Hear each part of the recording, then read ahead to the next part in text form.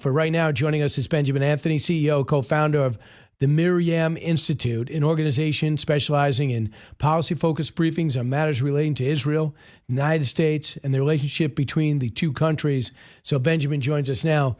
Ben, first off, what could you tell us about the last offer that Hamas seems to have accepted? Half the hostages back, 8 bodies back, exchanged for some prisoners in a ceasefire. First of all, Brian, thank you very much for having me. It's a pleasure to be with you. With regard to your question, I think that it's very important that the listeners understand that Hamas saying that it has accepted this latest offer is not the full picture at all. What's actually the case is that Hamas has established several conditions as part of the deal for them to accept this offer that the state of Israel has never acceded to, has never agreed to. And those include the release of certain terrorists who are held in Israeli prisons, people with blood on their hands. They also include the complete withdrawal of the Israel Defense Forces from inside the Gaza Strip. I remind everybody that the territory that we hold was hard fought and hard won. We have close to 1,000 soldiers who've been killed in the course of this horror since the Hamas massacre of October the 7th. And it also calls for the rebuilding of the Gaza Strip. And I personally do not think that the appropriate response to a massacre such as we saw on October 7th, where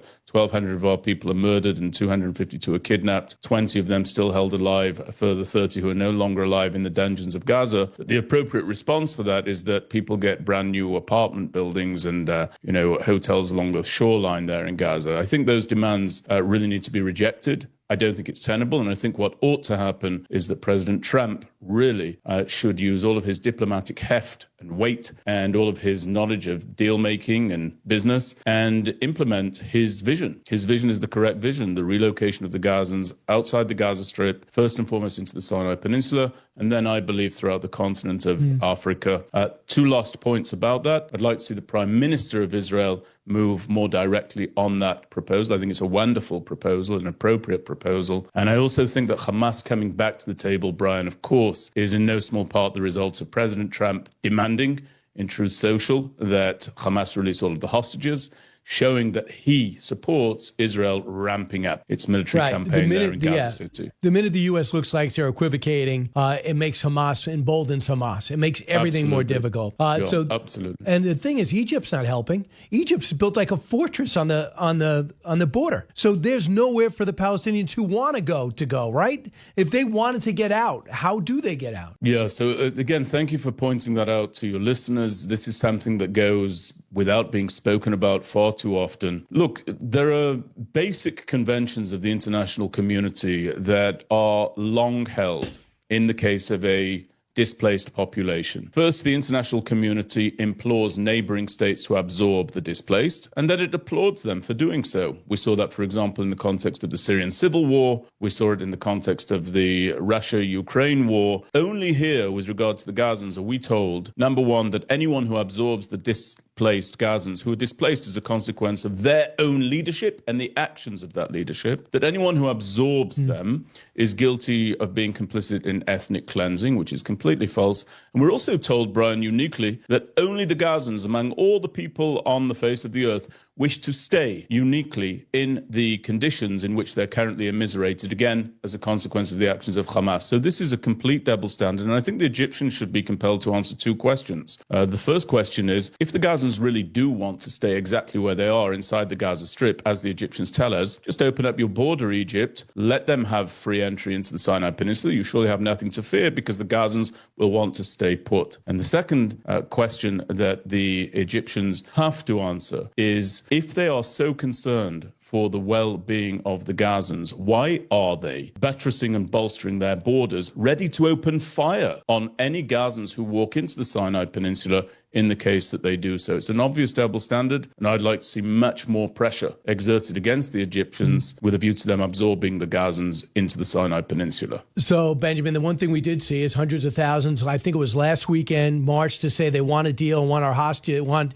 the Israeli hostages out. They don't want to see an invasion of Gaza. I'm sure the prime minister knows there's some domestic opposition to his moves. The other thing is the UAE came out and said the Abraham Accords, they'll leave the Abraham Accords if Israel annexes any part of the West Bank. First off, on the population being in support of a Gaza invasion, that is a tough call, and it's not unanimous. Yeah, you're absolutely right. It's a very tough call, and I'm speaking as a veteran of service in the Israel Defense Forces, including during the course of this war inside the Gaza Strip. I'm familiar with it. My most recent tour of duty concluded in November of last year. I don't know if I'm going to be drafted to this round or subsequent rounds. It's not an easy thing when you're mobilizing a citizen military in order to go and defend the country, as we've been doing since October 7th, 2023. But with that having been said, there's obvious consensus behind the idea that we want all of the hostages home. We do. I think you'll be very hard-pressed to identify anyone in Israel who does not want that outcome to come about. But there's also an oversimplification of a very sinister reality at play.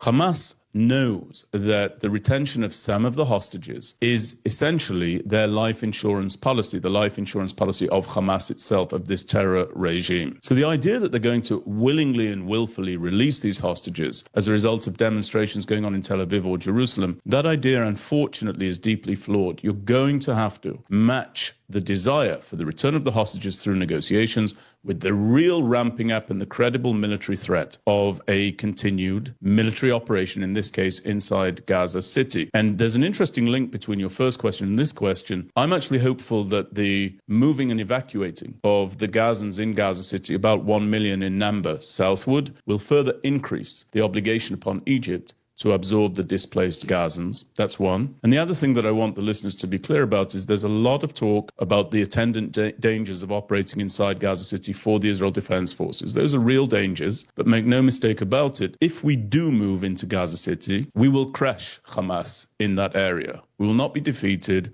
We will not be destroyed. We will destroy Hamas and its battalions as we've done thus far. So Hezbollah, who you've done an incredible job to dismantling, they say they were the gold standard of terror groups. They're negotiating hard to continue to survive with the Lebanese government. They're proposing tactics. They want to stay armed and they want to play a role. That's not going to fly with us or with Israel, right? How close are Hezbollah from yesterday's news in Lebanon? This is actually an opportune moment to express the difference that's at play when the state of Israel has a fiercely supportive president of the United States sitting in the White House. I well recall the embargo that was implemented by the Biden administration that was actually serving at that time. I remember the atmosphere that pervaded over the area in which I was located. And the terror organization Hamas and also Hezbollah know and understand that in contrast to then, there is a fierce friend of the state of Israel currently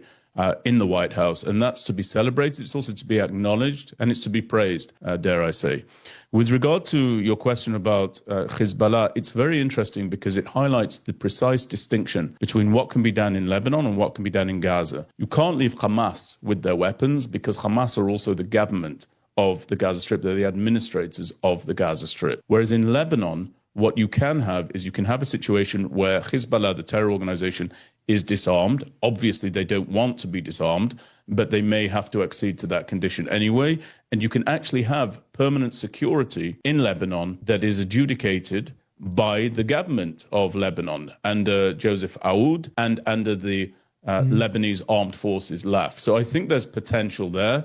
But of course, no one's going to willingly disarm. All of these characters, Hamas, Hezbollah, and everybody else, including incidentally their patron Iran, it's very important to realize they are negotiating from a position of profound weakness, that weakness having been dealt to them by Israel in consort, for example, during our operation against Iran's nuclear weapons program, with very substantial backing and assistance from this American president. Yeah, Syria, you probably don't have a hostile government there. At least it doesn't seem to be. Lebanon, potentially, you could have a non-hostile government there. And Iran, I hear that when the word goes out about the snapback sanctions, it could really disrupt their population. Hopefully, to rise up against their government. But all eyes are on Gaza today. Benjamin Anthony, great talking to you. Thanks so much. Good to be with you. Thank you for having me. You got it.